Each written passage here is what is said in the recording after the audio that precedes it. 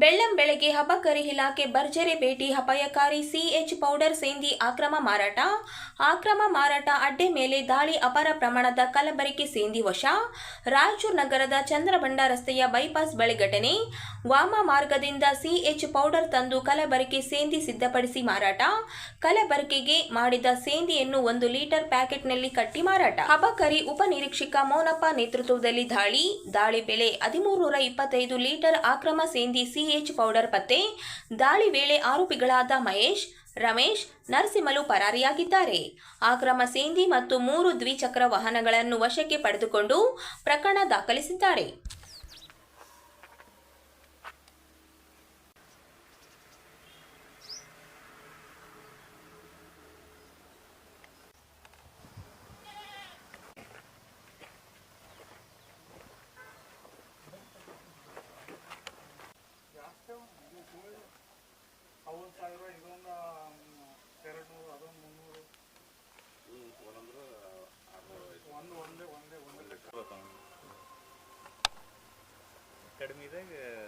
ನೀವು ಎಲ್ಲರೂ ಒಂದೊಂದು ಪಾಕೆಟ್ ಹಿಡ್ಕೊರೋ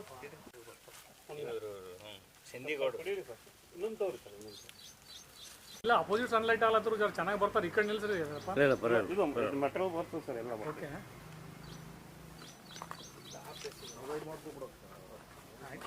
ಒಂದು ನಿಮಿಷ ಸರ್, ಒಂದು ನಿಮಿಷ ಇರ್ತದೆ.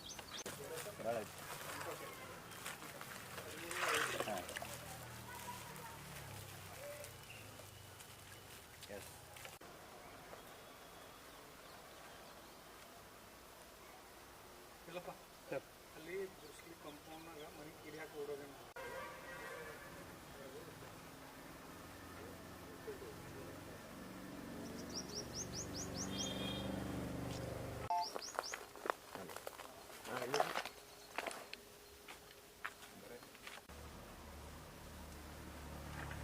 ಅದೇನು ಸಿಗ್ತಾವ ಮತ್ತು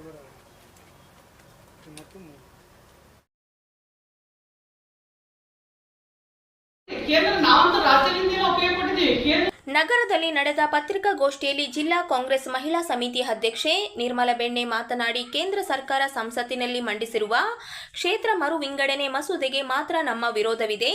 ಮಹಿಳಾ ಮೀಸಲಾತಿಗೆ ಯಾವುದೇ ವಿರೋಧವಿಲ್ಲವೆಂದು ಶುಕ್ರವಾರ 11 ಗಂಟೆಗೆ ಸ್ಪಷ್ಟಪಡಿಸಿದರು. ನಗರದ ಪತ್ರಿಕಾ ಭವನದಲ್ಲಿ ಮಾತನಾಡಿದ ಅವರು, ಪಂಚ ರಾಜ್ಯಗಳಲ್ಲಿ ಚುನಾವಣೆ ನಡೆಯುತ್ತಿರುವ ಸಂದರ್ಭದಲ್ಲಿ ರಾಜಕೀಯ ಲಾಭ ಪಡೆಯಲು ವಿರೋಧ ಪಕ್ಷಗಳನ್ನು ಮಹಿಳಾ ವಿರೋಧಿ ಎಂದು ಬಿಂಬಿಸುವ ಪ್ರಯತ್ನ ನಡೆಯುತ್ತಿದೆ ಎಂದು ಆರೋಪಿಸಿದರು. ಕಾಂಗ್ರೆಸ್ ಪಕ್ಷ ಮಹಿಳಾ ಮೀಸಲಾತಿಗೆ ಸದಾ ಬೆಂಬಲ ನೀಡಿದ್ದು 2023ರಲ್ಲಿ ಕೇಂದ್ರ ಸರ್ಕಾರ ಈ ಕುರಿತು ಕಾನೂನು ತಂದಾಗಲೂ ಕಾಂಗ್ರೆಸ್ ಬೆಂಬಲಿಸಿತು. ಆದರೆ ಮಹಿಳಾ ಮೀಸಲಾತಿ ಮತ್ತು ಕ್ಷೇತ್ರ ಮರು ವಿಂಗಡಣೆ ನಡುವೆ ಯಾವುದೇ ಸಂಬಂಧ ಇಲ್ಲ ಎಂದರು. ಈ ಸಂದರ್ಭದಲ್ಲಿ ಸುರೇಖಾ, ಪ್ರತಿಭಾ ರೆಡ್ಡಿ, ಗಾಯತ್ರಿ, ಜ್ಯೋತಿ, ಉಮಾ ಸೇರಿದಂತೆ ಅನೇಕರು ಉಪಸ್ಥಿತರಿದ್ದರು. ಮಹಿಳಾ ಕಾಂಗ್ರೆಸ್ನಿಂದ ಒಂದು ಪ್ರೆಸ್ ಮೀಟ್ ಅನ್ನು ಮಾಡ್ತಾ ಇದ್ದೀವಿ. ಉದ್ದೇಶ ಏನಂದ್ರೆ, ನಮಗೆ ಮಹಿಳಾ ಮೀಸಲಾತಿ ಬಗ್ಗೆ ನಮಗೆ ವಿರುದ್ಧ ಇಲ್ಲ. ನಮ್ಗೆ ಇವತ್ತ ಏನು ಕ್ಷೇತ್ರ ವಿಂಗಡಣೆ ಏನ್ ಮಾಡ್ತಾ ಇದ್ದಾರೆ ಅದರ ಬಗ್ಗೆ ಮಾತ್ರ ನಮ್ಗೆ ಒಂದು ವಿರೋಧ ಇದೆ. ಮಹಿಳಾ ಮೀಸಲಾತಿ ಅಂದ್ರೆ ಎಲ್ಲರೂ ನಾವು ಖುಷಿ ಪಡ್ತೀವಿ, ಯಾಕಂದ್ರೆ ನಮಗೂ ಕೂಡ ಒಂದು ಆಕಾಂಕ್ಷೆ ಇರ್ತದೆ, ಆಸೆ ಇರ್ತದೆ, ಅದ್ರ ಬಗ್ಗೆ ನಾವು ಖುಷಿ ಪಡ್ತೀವಿ. ಆದ್ರೆ ನರೇಂದ್ರ ಮೋದಿ ಅವರು ಮಾಡುವಂತ ಅತಾಹುತಿಯಲ್ಲಿ ಈ ಒಂದು ಮೀಟಿಂಗ್ ಅನ್ನು ಕೂಡ ಕರೀಲಿಲ್ಲ ಸಭೆಯಲ್ಲಿ, ಲೋಕಸಭೆಯಲ್ಲಿ. ನಿನ್ನೆ ಕೂಡ ನಮ್ಮ MP ಕೂಡ ಮಾಡಿದ್ರು ಮೀಟಿಂಗ್. ನಿಮ್ಮನ್ನೆಲ್ಲ ಅಲ್ಲಿ ಕೂಡ ಪತ್ರಿಕೆ ಮಾಧ್ಯಮದವರೆಲ್ಲ ನೀವು ಬಂದಿದ್ರಿ ಗೊತ್ತು. ಅದ್ರ ಜೊತೆಯಲ್ಲಿ ಇವತ್ತು ಏನಾಗಿದೆ ಅಂದ್ರೆ, ಅವರು ಒಂದು ಹಿಟ್ಲರ್ ರಾಜಕೀಯ. ತಾವು ಯಾವುದೇ ಒಂದು ಕಾರ್ಯಕ್ರಮ ಮಾಡ್ಬೇಕಾದ್ರೆ, ಯಾವುದೇ ಒಂದು ನಾವು ಸಂಭ್ರಮ ಮಾಡ್ಬೇಕಾದ್ರೆ ಒಂದು ಬೇಕು, ಎಲ್ಲರನ್ನ ಕರೆದು ಮೀಟಿಂಗ್ ಮಾಡಿ ಇದನ್ನ ನಾವು ಪಾಸ್ ಮಾಡ್ತಾ ಇದೀವಿ ಅಂತೇಳಿ ಅವ್ರನ್ನ 2 ದಿನ ಮೊದಲು 3 ದಿನ ಮೊದಲು ಕರೆದು ನಾವು ಅದನ್ನೆಲ್ಲ ಮಾತಾಡಿದ ಮೇಲೆ ಒಂದು ಯಾವ್ದೋ ಒಂದು ರಿಸರ್ವೇಶನ್ ಪಾಸ್ ಮಾಡುವಂತದ್ದು ಎಲ್ಲಾ ಕಡೆ ಇದೆ, ರಾಜ್ಯದಲ್ಲಿ ಇದೆ, ಕೇಂದ್ರದಲ್ಲಿ. ಆದ್ರೆ ಇವರು ತಾವೊಂದೇ ರೆಡಿ ಮಾಡ್ಕೊಂಡು ಸೈನ್ ಮಾಡುವಂತ ನಾವು ಪೇಪರ್ನ ಅವ್ರ ಕೈಯಾಗಿ ಕೊಡೋದ್ರಲ್ಲಿ ಅರ್ಥ ಇಲ್ಲ. ಮೊದಲೇ ಯಾಕೆ ಈ ಒಂದು ಕೆಲಸ ಮಾಡಿಲ್ಲ? ಯಾಕೆ ಪಂಚರಾಜ್ಯಗಳಲ್ಲಿ ಒಂದು ಎಲೆಕ್ಷನ್ ನಡೀತಾ ಇದೆ. ಆ ಎಲೆಕ್ಷನ್ ಟೈಮ್ ಅಲ್ಲಿ ಈ ಒಂದು ಬಿಡುಗಡೆ ಮಾಡುವಂಥದ್ದು, ಮೀಸಲಾತಿಯನ್ನು ಮಾತಾಡುವಂಥದ್ದು ಅವಶ್ಯಕತೆ ಇರಲಿಲ್ಲ. ಯಾಕಂದ್ರೆ ಇದನ್ನು ಮಾಡಿದ ಮೇಲೆ ಎಲ್ಲಾ ರಾಜ್ಯಗಳಲ್ಲಿ ಎಫೆಕ್ಟ್ ಬೀಳುತ್ತದೆ. ಈ ನಮಗೇನಾದ್ರೂ ನಮ್ಮ ಮೇಲೆ ಒಂದು ಗೂಬೆ ಕೊಡಿಸುವಂತ ಕೆಲಸವನ್ನ ನರೇಂದ್ರ ಮೋದಿ ಅವರು ಮಾಡ್ತಾ ಇದ್ದಾರೆ. ಅದಕ್ಕೆ ಮುಖಭಂಗ ಕೂಡ ಆಗಿದೆ ಅಂತೇಳಿ ನಾನು ಹೇಳಕ್ ಇಷ್ಟಪಡ್ತೀನಿ. ಯಾಕಂದ್ರೆ ಎಲ್ಲರೂ ಖುಷಿ ಪಡ್ತಿದ್ವಿ, ಮಹಿಳಾ ಮೀಸಲಾತಿ ಬಗ್ಗೆ ಯಾರು ವಿರುದ್ಧ ಮಾಡ್ತಾ ಇಲ್ಲ. ಸಾಮಾನ್ಯ ಜನರು ಕೂಡ ಅದನ್ನ ವಿರುದ್ಧ ಮಾಡಿಲ್ಲ. ನಾವು ಮಾಡಿದೀವಿ ಅಂತ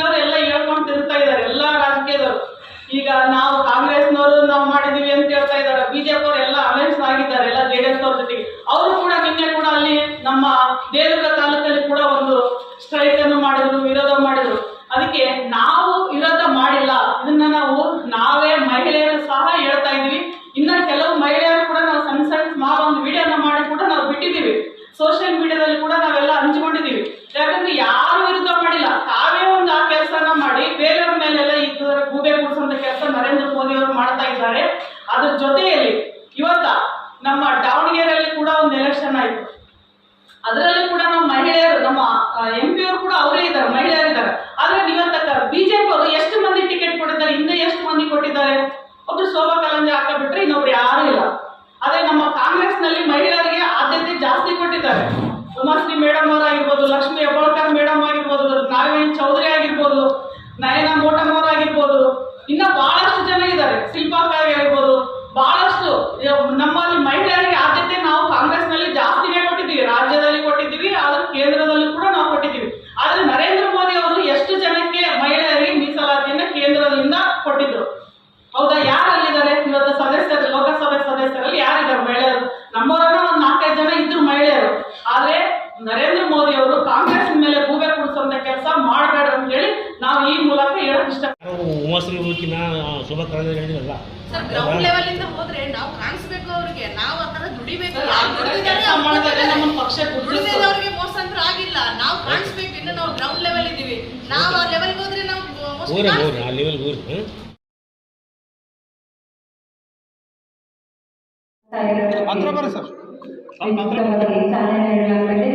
ಕನ್ನಡದ ಅಪ್ರತಿಮ ನಟ ಡಾಕ್ಟರ್ ರಾಜ್ಕುಮಾರ್ ಅವರ 97ನೇ ಜಯಂತಿ ಅಂಗವಾಗಿ ನಗರದಲ್ಲಿನ ಕನ್ನಡ ಭವನದಲ್ಲಿ ವಿಜೃಂಭಣೆಯಿಂದ ಕಾರ್ಯಕ್ರಮ ನಡೆಯಿತು.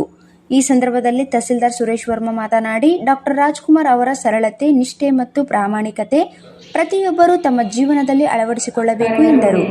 ಕನ್ನಡ ನಾಡು ನುಡಿಯ ಮೇಲಿನ ಅವರ ಅಪಾರ ಅಭಿಮಾನ ಹಾಗೂ ಗೋಕಾಕ್ ಚಳುವಳಿಯಲ್ಲಿ ನೀಡಿದ ಕೊಡುಗೆಗಳನ್ನು ಸ್ಮರಿಸಲಾಯಿತು. ಕಾರ್ಯಕ್ರಮದಲ್ಲಿ ಗಣ್ಯರು ಮಾತನಾಡಿ, ಡಾಕ್ಟರ್ ರಾಜ್ಕುಮಾರ್ ಅವರು ಕೇವಲ ನಟರಲ್ಲ, ಆದರ್ಶ ವ್ಯಕ್ತಿಯಾಗಿದ್ದರು ಎಂದು ಹೇಳಿದರು. ಇದೇ ವೇಳೆ ಅಭಿಮಾನಿಗಳಿಂದ ಅವರ ಪ್ರಸಿದ್ಧ ಗೀತೆಗಳ ಗಾಯನ ನಡೆಯಿತು.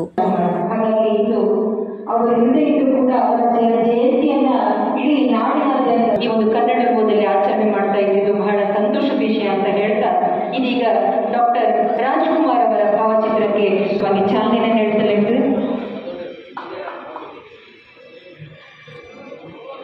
ಜೂನಿಯರ್ ರಾಜ್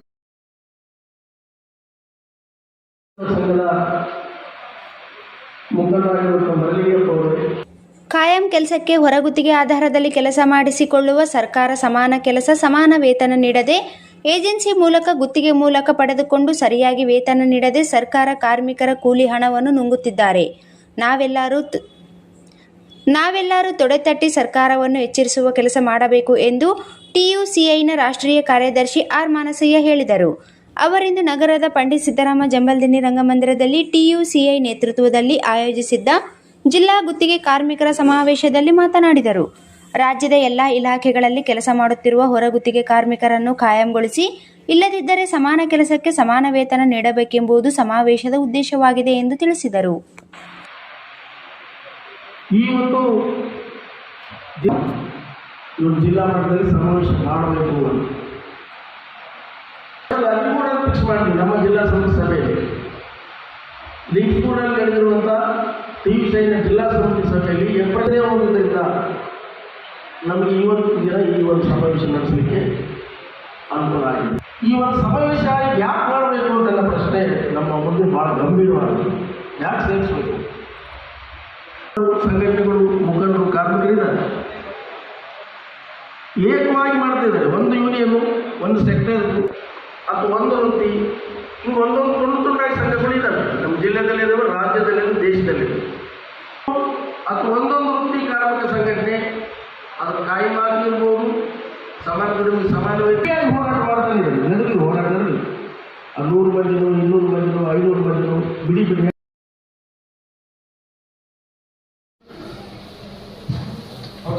ಬಂಡಾಯ ಸಾಹಿತ್ಯ ಸಂಘಟನೆಯ ರಾಯಚೂರು ಜಿಲ್ಲಾ ಘಟಕದ ವತಿಯಿಂದ ಬಂಡಾಯ ಸಾಹಿತ್ಯ ಹೊಸ ತಲೆಮಾರು ಎಂಬ ಅಭಿಯಾನದ ಅಂಗವಾಗಿ ಏಪ್ರಿಲ್ 26ರಂದು ಭಾನುವಾರ ಬೆಳಗ್ಗೆ 10:30 ನಗರದ ಕನ್ನಡ ಭವನದಲ್ಲಿ ಒಂದು ದಿನದ ವಿಚಾರ ಸಂಕಿರಣ ಹಾಗೂ ಕವಿಗೋಷ್ಠಿ ಹಮ್ಮಿಕೊಳ್ಳಲಾಗಿದೆ ಎಂದು ಸಂಚಾಲಕರಾದ ಶ್ರೀನಿವಾಸ್ ಮರಡೆ ಹಾಗೂ ಪ್ರವೀಣ್ ರೆಡ್ಡಿ ಗುಂಜಳ್ಳಿ ಶುಕ್ರವಾರ 10:45 ತಿಳಿಸಿದರು. ಅವರಿಂದು ನಗರದ ಪತ್ರಿಕಾ ಭವನದಲ್ಲಿ ನಡೆದ ಪತ್ರಿಕಾಗೋಷ್ಠಿಯಲ್ಲಿ ಮಾತನಾಡಿ, 1979ರಿಂದ ಎಡ ಮತ್ತು ಪ್ರಜಾಸತ್ತಾತ್ಮಕ ಪ್ರಗತಿಪರ ಚಿಂತನೆಗಳೊಂದಿಗೆ ಕಾರ್ಯನಿರ್ವಹಿಸುತ್ತಿರುವ ಬಂಡಾಯ ಸಾಹಿತ್ಯ ಸಂಘಟನೆ ಸಾಹಿತ್ಯ, ಸಾಂಸ್ಕೃತಿಕ ಹಾಗೂ ಸಾಮಾಜಿಕ ನೆಲೆಯ ವಿಚಾರಧಾರೆಗಳನ್ನು ವಿಚಾರ ಸಂಕಿರಣ ಮತ್ತು ಕಾರ್ಯಾಗಾರಗಳ ಮೂಲಕ ಹರಡುವ ಕಾರ್ಯದಲ್ಲಿ ತೊಡಗಿಸಿಕೊಂಡಿದೆ. ಕೋಮುವಾದ, ಜಾತಿವಾದ, ಧಾರ್ಮಿಕ ಮೂಲಭೂತವಾದ ಮತ್ತು ಲಿಂಗ ತಾರತಮ್ಯದ ವಿರುದ್ಧ ಸದಾ ಧ್ವನಿ ಎತ್ತುತ್ತಾ ಜನಪರ ಚಳುವಳಿಗಳಿಗೆ ಮಂಡಲ ಶಾಸಕ ಸಂಘಟನೆ ಹಾಗೂ ನನ್ನ ಕೆಳಗಿರುವ ಪ್ರವೀಣ್ ರೆಡ್ಡಿ ಜಿಲ್ಲಾ ಸಂಚಾಲಕರು ಬಂಡಾಯ ಶಾಸಕ ಸಂಘಟನೆ ರಾಯಚೂರು, ಆನಂತರ ಮತ್ತು ಜಸ್ಟಿಸ್ ಆಗಿರುವ ಚಿಂತಕರು ಹಾಗೂ ಪ್ರಥಮ ಜಿಲ್ಲಾ ಬಂಡಾಯ ಶಾಸಕ ಪ್ರವೀಣ್ ರೆಡ್ಡಿ ಗುಂಜೇಳಿ.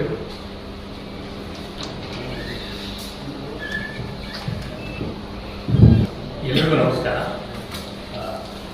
ಬಂಡಾಯ ಸಾಹಿತ್ಯ ಸಂಘಟನೆ ರಾಜ್ಯಾದ್ಯಂತ ಹೊಸ ತಲೆಮಾರು ಅನ್ನೋ ವಿಷಯ ಇಟ್ಕೊಂಡು ಕಾರ್ಯಕ್ರಮಗಳನ್ನು ಮಾಡ್ತಾ ಇದೆ.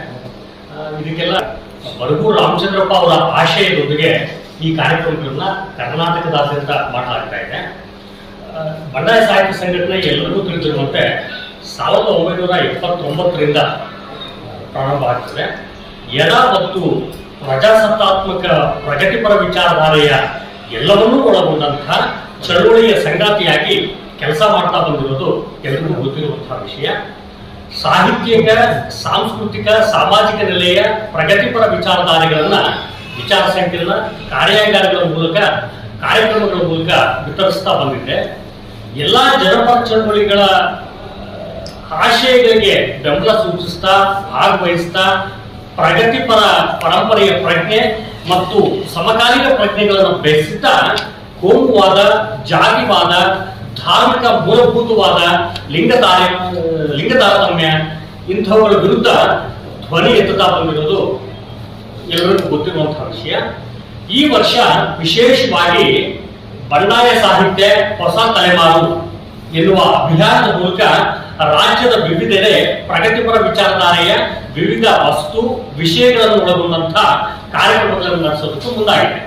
ಹೊಸ ತಲೆಮಾರಿನವರಿಗೆ ಸಮಕಾಲೀನ ಸಂದರ್ಭದ ಸಾಮಾಜಿಕ, ಸಾಂಸ್ಕೃತಿಕ ಇವುಗಳ ಸಮಸ್ಯೆ ಮತ್ತು ಸವಾಲುಗಳ ಬಗ್ಗೆ ಅರಿವು ಮೂಡಿಸೋದಕ್ಕಾಗಿ ಹೊಸ ತಲೆಮಾರಿನವರನ್ನ ಹೆಚ್ಚು ತೊಡಗಿಸಿಕೊಳ್ಬೇಕು ಅನ್ನೋದು ಬಂಡಾಯ ಸಾಹಿತ್ಯ ಸಂಘಟನೆಯ ಮುಖ್ಯ ಆಶಯ ಆಗಿದೆ.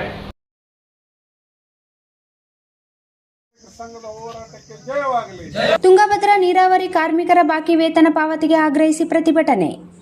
ತುಂಗಭದ್ರಾ ನೀರಾವರಿ ಯೋಜನೆಯಲ್ಲಿ ಕಾರ್ಯನಿರ್ವಹಿಸುತ್ತಿರುವ ಕಾರ್ಮಿಕರ ಬಾಕಿ ವೇತನ ಪಾವತಿ, ಕಾರ್ಮಿಕ ಕಾಯ್ದೆಗಳ ಪಾಲನೆ ಹಾಗೂ ಜಂಟಿ ಸಾಧನ ಸಭೆಯ ನಿರ್ಣಯಗಳನ್ನು ಜಾರಿಗೆ ತರಲು ಆಗ್ರಹಿಸಿ ಇಂದು ತುಂಗಭದ್ರಾ ಕಾಲುವೆ ವಿಭಾಗ ಕಚೇರಿ ಮುಂದೆ ತುಂಗಭದ್ರಾ ನೀರಾವರಿ ಕಾರ್ಮಿಕರ ಸಂಘ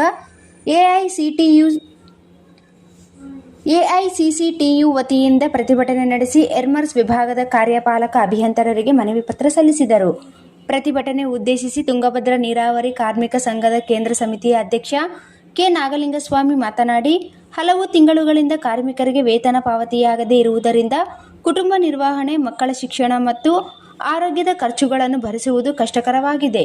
ಜನವರಿ, ಫೆಬ್ರವರಿ ಮತ್ತು ಮಾರ್ಚ್, ಏಪ್ರಿಲ್ ತಿಂಗಳ ವೇತನ ಬಾಕಿ ಉಳಿದಿದ್ದು ಕಾರ್ಮಿಕರು ಸಾಲದ ಬಾಧೆಗೆ ಒಳಗಾಗುತ್ತಿದ್ದಾರೆ ಎಂದು ಅವರು ತಿಳಿಸಿದ್ದಾರೆ. ತುಂಗಭದ್ರಾ ನೀರಾವರಿ ಕಾರ್ಮಿಕರ ಸಂಘದ ನೇತೃತ್ವದಲ್ಲಿ ಇಂದು ವೇತನ ಪಾವತಿಗೆ ಆಗ್ರಹಿಸಿ, ಯಾಕಂದರೆ ಕಳೆದ ನವೆಂಬರ್, ಡಿಸೆಂಬರ್ನಿಂದ ಇಲ್ಲಿವರೆಗೂ ಕೂಡ ಕೆಲವು ಕಡೆಗೆ ವೇತನ ಪಾವತಿ ಮಾಡಿದ್ದು ಬಿಟ್ಟರೆ ಇನ್ನೂ ಕೆಲವು ಕಡೆ ವರ್ಷಗಟ್ಟಲೆ ವೇತನ ಪಾವತಿ ಮಾಡ್ತಾ ಇರೋದು ಇವತ್ತು ಕಾಂಗ್ರೆಸ್ ಸರ್ಕಾರದ ಗ್ಯಾರಂಟಿ ಯೋಜನೆಯಲ್ಲಿ ಒಂದಾಗಿದೆ. ಇವತ್ತು ನಮಗೆ ಗ್ಯಾರಂಟಿ ಯೋಜನೆಗಳನ್ನು ಜಾರಿಗೆ ತರುವ ಮೂಲಕ ಕಾರ್ಮಿಕರಿಗೆ ಉದ್ಯೋಗದ ಗ್ಯಾರಂಟಿ ಇಲ್ಲದಂತಾಗಿದೆ. ಇವತ್ತು ಕಾರ್ಮಿಕರಿಗೆ ವೇತನದ ಗ್ಯಾರಂಟಿ ಇಲ್ಲದಂತಾಗಿದೆ. ಇವತ್ತು ಕಾರ್ಮಿಕರಿಗೆ ಉದ್ಯೋಗದ ಭದ್ರತೆ ಇವತ್ತು ಹೋಗ್ತಾ ಇದೆ. ಇವತ್ತು ಆ ಕಾರಣಕ್ಕಾಗಿ ನಾವು ಸಿದ್ದರಾಮಯ್ಯನವ್ರ ಸರ್ಕಾರನ ಒತ್ತಾಯ ಮಾಡೋದಿಷ್ಟೇ, ಈ ಹಿಂದೆ ನಮಗೆ ತುಂಗಭದ್ರಾ ಕಾರ್ಮಿಕರಿಗೆ ಯಾವ ಥರ ವರ್ಷ ಪೂರ್ತಿ ಕೆಲಸ ಕೊಟ್ಟಿದ್ರು ಗುತ್ತೇದಾರಿ ಕೊಡೋ ಕೆಲಸನ ಬಿಟ್ಟು ಕಾರ್ಮಿಕರಿಗೆ ಕೆಲಸನ ಕೊಡಬೇಕು ಅಂತೇಳಿ ಇವತ್ತು ಹೋರಾಟದ ಮೂಲಕ ಒತ್ತಾಯ ಮಾಡ್ತಾ ಇದ್ದೀವಿ. RDS ಗಿಲ್ಲೇಸೂಗೂರು ಉಪವಿಭಾಗದಲ್ಲಿ ಕಳೆದ 1 ವರ್ಷದಿಂದ ವೇತನ ಪಾವತಿ ಮಾಡಿಲ್ಲ. ವೇತನ ಪಾವತಿ ಅನುದಾನ ಬಿಡುಗಡೆಯಾಗಿ ಬಂದರೂ ಗುತ್ತೇದಾರ ಮೂಲಕ ವೇತನ ಪಾವತಿ ಮಾಡಿಸದೇ ಇರುವಂಥ ಅಧಿಕಾರಿಗಳು ಇವತ್ತು ನಮ್ಮ ನೀರಾವರಿ ಅಧಿಕಾರಿಗಳಾಗಿದ್ದಾರೆ. ತಕ್ಷಣವೇ ಬಾಕಿ ಇರತಕ್ಕಂಥ ವೇತನನ ಪಾವತಿ ಮಾಡಿಸಬೇಕು. ಸರ್ಕಾರದ ನಿರ್ದೇಶನಗಳನ್ನು, ನಿಗಮದ ನಿರ್ದೇಶನಗಳನ್ನು, ಕಾರ್ಮಿಕ ಇಲಾಖೆ ನಿರ್ದೇಶನಗಳನ್ನು, ಆದೇಶಗಳನ್ನು ನೀರಾವರಿ ಇಲಾಖೆ ಪಾಲಿಸ್ತಿಲ್ಲ. ಅದು ಪಾಲಿಸದೆ ಹೋದರೆ ನೀವು ಪಾಲಿಸುವುದಿಲ್ಲ ಅಂತೇಳಿ ನಮಗೆ ಲಿಖಿತ ಒಂದು ಹೇಳಿಕೆಯನ್ನು, ಪತ್ರವನ್ನು ಕೊಡಬೇಕು ಅಂತೇಳಿ ಇವತ್ತು ಹೋರಾಟದ ಮೂಲಕ ಒತ್ತಾಯ ಮಾಡ್ತಾಯಿದ್ದೀವಿ. ನಾವು ಭಾಳ ಬಡವರು, ಭಾಳ ಕಡಿಮೆ ಕೂಲಿಯಲ್ಲಿ ದುಡಿತಕ್ಕಂಥ ಕಾರ್ಮಿಕರು ನಾವು. ನಮಗೆ ಇವತ್ತು ವರ್ಷಾನುಗಟ್ಟಲೆ ವೇತನ ಪಾವತಿ ಮಾಡದೇ ಇರುವುದು ಇದು ಕಾಂಗ್ರೆಸ್ ಸರ್ಕಾರಕ್ಕೆ ಒಂದು ನಾವೇನಂತೀವಿ ಇದು ಭಾಳ ಕೆಟ್ಟ ಪರಿಣಾಮ ಬೀರ್ತದೆ. ಆ ಕಾರಣಕ್ಕಾಗಿ ಸರ್ಕಾರ ಕೂಡಲೇ ವೇತನ ಪಾವತಿ ಬಿಡುಗಡೆ ಮಾಡೋದಕ್ಕೆ ಮುಂದಾಗಬೇಕು. ನಮ್ಮ ಬಾಕಿ ವೇತನ ಪಾವತಿಸಬೇಕು, ವ್ಯತ್ಯಾಸದ ಮೊತ್ತನ ಪಾವತಿಸಬೇಕು. ಅದಲ್ಲದೆ 26 ದಿನದ ವೇತನ ಪಾವತಿಸೋಕ್ಕೆ ಏನು ಅಧಿಕಾರಿಗಳು ಮುಂದಾಗಿದ್ದಾರೆ, ರಜೆ ದಿನಗಳನ್ನೊಳಗೊಂಡಂತೆ ವೇತನನ ಪಾವತಿಸಬೇಕು. ಜೊತೆಗೆ ಇಲ್ಲಿವರೆಗೂ ನಮಗೇನು ಉದ್ಯೋಗದ ಭದ್ರತೆ ಕೊಡ್ರಿ ಅಂತೇಳಿ ಸರ್ಕಾರ, ಕಾರ್ಮಿಕ ಇಲಾಖೆ, ಕಾರ್ಮಿಕ ಆಯುಕ್ತರು, ನ್ಯಾಯಾಲಯ ಏನು ಹೇಳಿದೆ ಅದರ ಪ್ರಕಾರ ತುಂಗಭದ್ರಾ ನೀರಾವರಿ ಕೇಂದ್ರ ವಲಯ ಮುನಿರಾಬಾದ್ ವ್ಯಾಪ್ತಿ ಎಲ್ಲ ಅಧಿಕಾರಿಗಳು ಆ ಒಂದು ಆದೇಶಗಳನ್ನು, ನಿರ್ದೇಶನಗಳನ್ನು ಪಾಲನೆ ಮಾಡಬೇಕು ಅಂತೇಳಿ ಈ ಸಂದರ್ಭದಲ್ಲಿ ನಾವು ಪ್ರತಿಭಟನಾ ಹೋರಾಟದ ಮೂಲಕ ಸರ್ಕಾರಕ್ಕೆ ಒತ್ತಾಯ ಮಾಡ್ತಾ ಇದ್ದೀವಿ.